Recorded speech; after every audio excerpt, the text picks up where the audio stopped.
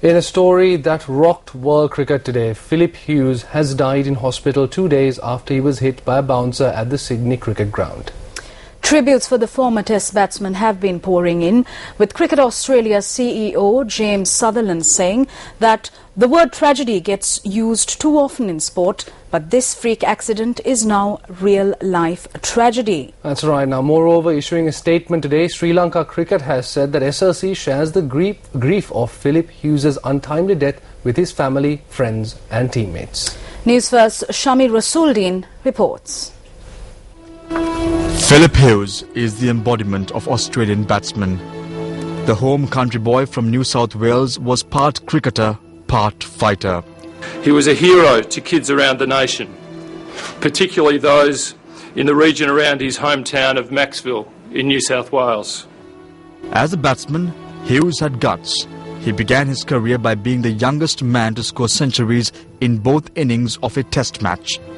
His form was patchy, and he was seen in and out of the Australian team. Hughes works for his game from England, playing for Worcestershire and Hampshire. He was popular in county cricket.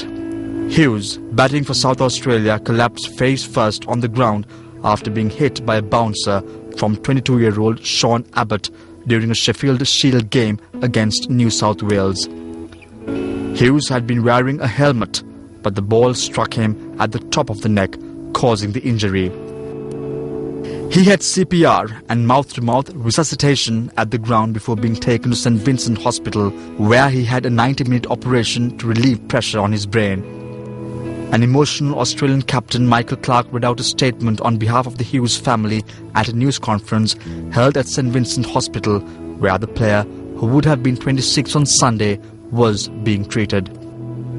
We would like to thank all the medical and nursing staff at St Vincent's Hospital and Cricket New South Wales medical staff for their great efforts with Phillip. We love you. Minutes after his death was announced, Australian Prime Minister Tony Abbott and ICC Chief Executive reacted to the tragic news. The thought that a player in his prime should be killed playing our national game is shocking and sobering. We should be conscious of the risks that our sports people run to give us the pleasure that they do. We are all very shocked and saddened by the tragic news of Phillip Hughes' passing.